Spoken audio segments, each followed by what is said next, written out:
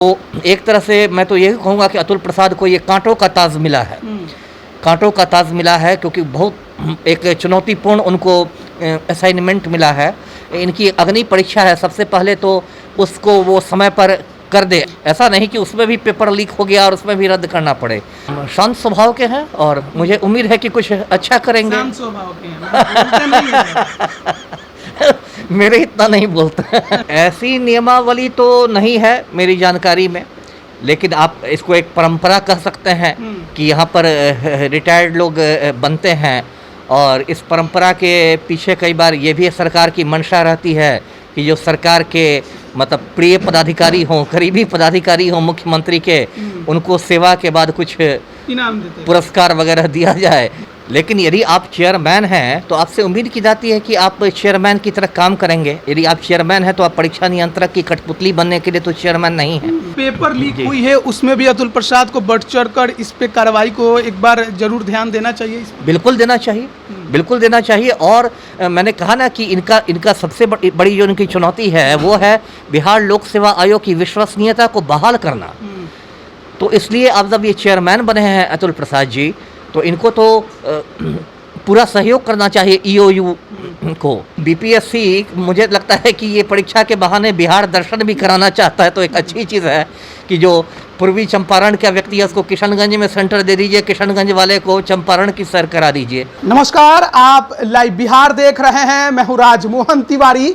BPSC के अध्यक्ष R K. महाजन का आज कार्यकाल समाप्त हो रहा है। अपने 2 साल के कार्यकाल में एक बेहद ही काला धब्बा लेकर वो रिटायर होंगे, क्योंकि बीपीएससी पीटी का पेपर लीक हो गया और अब उनकी जगह पर जो नए चेयरमैन बन रहे हैं उनका नाम है अतुल प्रसाद। इस संबंध में सामान्य प्रशासन विभाग ने अधिसूचना भी जारी कर दी है। तो आखिरकार अतुल प्रसाद किस प्रकार के ऑफिसर रहे हैं, क्या कुछ उनके बारे में जानकारी है और उनके लिए आगे क्या चुनौतियां रहेंगी, इस पर बात करेंगे। हमारे साथ पूर्व आईपीएस अमिताभ दास जी हैं।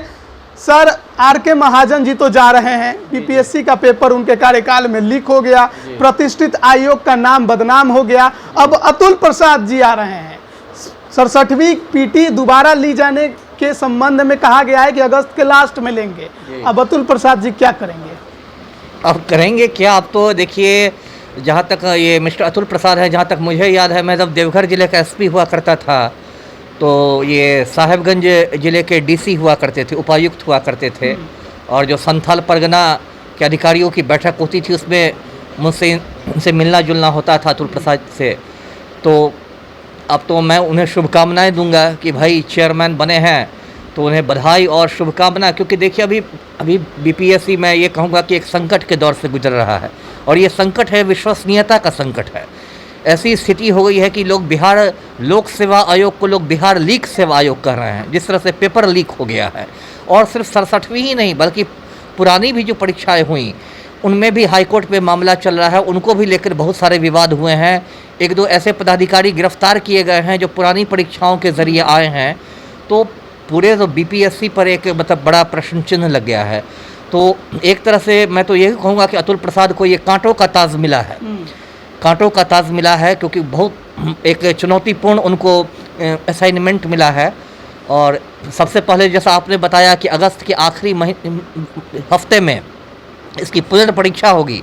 जो 67वीं की जो पीटी परीक्षा जो रद्द हो गई थी, संभावित है 8 मई को, हाँ, जैसा बीपीएससी ने कहा कि संभावित है अंतिम हफ्ते में, तो वो होने वाली है। तो अब तो इनकी अग्नि परीक्षा है। सबसे पहले तो उसको वो समय पर कर दे, ऐसा नहीं कि फिर अगस्त की परीक्षा टल के सितंबर और फिर अक्टूबर नवंबर में चली जाए, समय पर कर दे। दूसरी चुनौती यह है कि समय पर ही नहीं करे बल्कि उसको कदाचार मुक्त रखें, ऐसा नहीं कि उसमें भी पेपर लीक हो गया और उसमें भी रद्द करना पड़े। तो इसलिए मैंने कहा कि ये बहुत एक बड़ी चुनौती है और देखते हैं कि वो इस परीक्षा में खरे उतरते हैं कि नहीं। जैसा कि सर आपने कहा कि आपकी उनसे मुलाकात होते रहती थी, तो किस प्रकार के व्यक्ति हैं, किस प्रकार के अधिकारी रहे हैं? अब ये तो मैं अब चैनल पर क्या कहूँ, मैं तो बहुत ज़्यादा मेरी उनसे मुलाकात नहीं है, कभी कभी मीटिंग में होती थी। तो शांत स्वभाव के हैं और मुझे उम्मीद है कि कुछ अच्छा करेंगे। शांत स्वभाव के हैं, बोलते नहीं हैं। मेरे इतना नहीं बोलता तो मुझे उम्मीद है कि कुछ अच्छा करेंगे। जैसा मैंने कहा कि मुझसे सीनियर है, मैं उन्हें शुभकामनाएं देता हूँ कि कुछ अच्छा करें जी।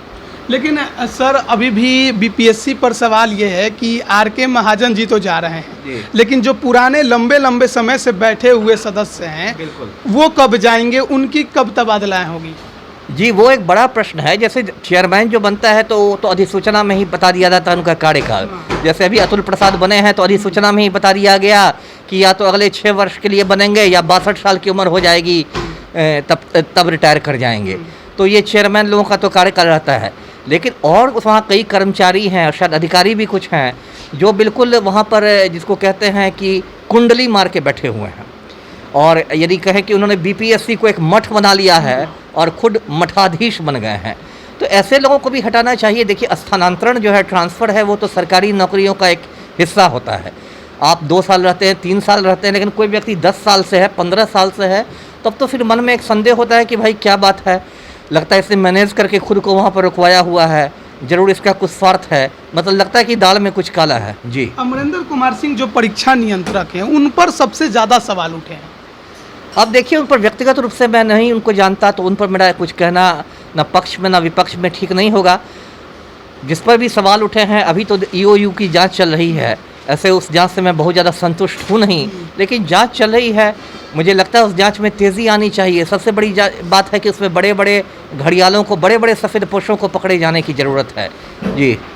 अतुल प्रसाद जी पहले विकास आयुक्त थे, रिटायर्ड हुए, चेयरमैन बन रहे हैं। तो बिहार में जो भर्ती आयोग हैं, उनके चेयरमैन हमेशा रिटायर्ड बन रहे हैं। क्या कोई ऐसी नियमावली है कि केवल रिटायर्ड ऑफिसर्स को ही चेयरमैन बनाया जाएगा?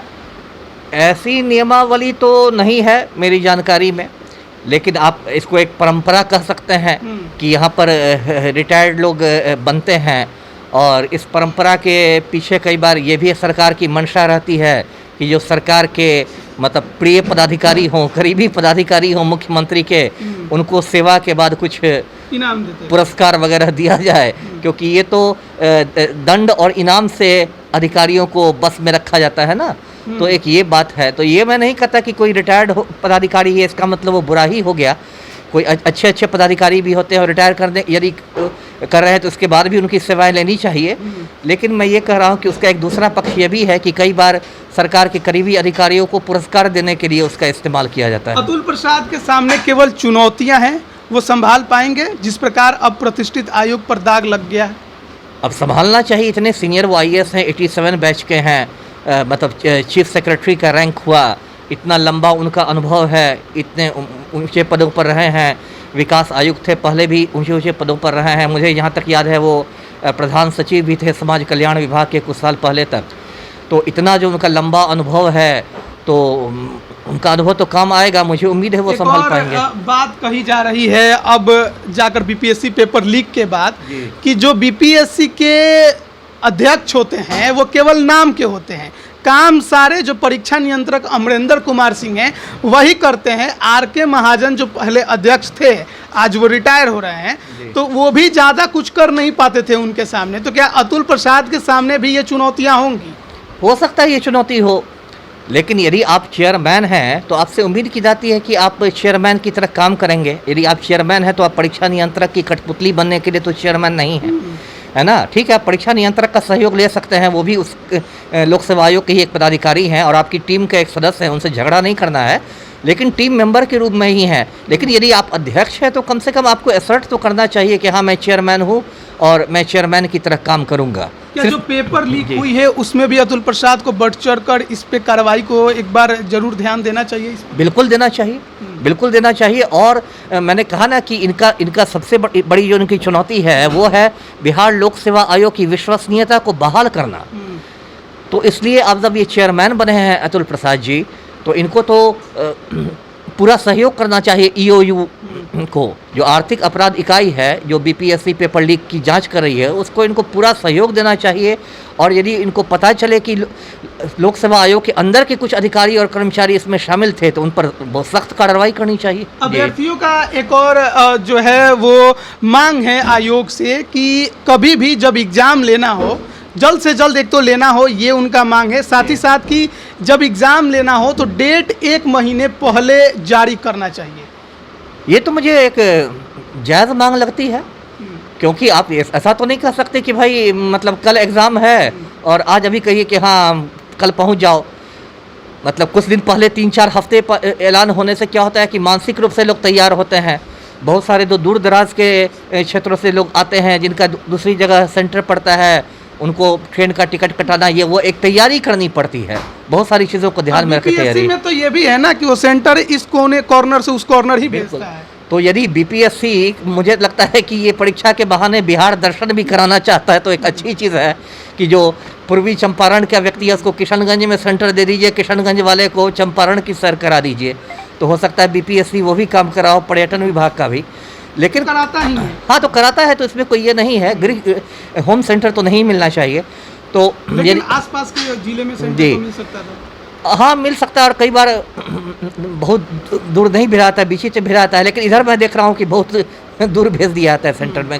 खैर ये तो उनकी अपनी नीति है। मेन बात है कि जो भी परीक्षा हो, आप सेंटर कहीं भी दे, आसपास के जिले दे, दूर दे, परीक्षा होनी चाहिए कदाचार मुक्त।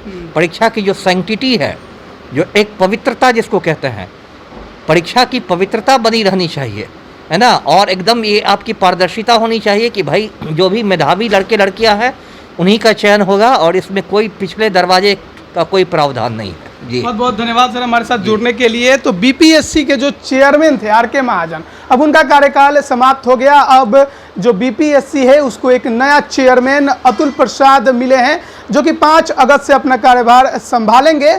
चुनौती उनके सामने बहुत बड़ी है कि किस प्रकार से बीपीएससी की जो विश्वसनीयता है उसको फिर से बहाल किया जाए, जो सवाल खड़े हुए हैं उसके ऊपर उसे ख़त्म किया जाए और अभ्यर्थियों के हित में आगे काम किया जाए। अब देखना होगा कि अतुल प्रसाद किस प्रकार से काम करते हैं। अब बने रहिए लाइव बिहार के साथ, तमाम अपडेट हम आप तक पहुंचा रहे हैं। आप सभी का बहुत बहुत धन्यवाद। लाइव बिहार यूट्यूब पर सब्सक्राइब और फेसबुक पर लाइक जरूर करें।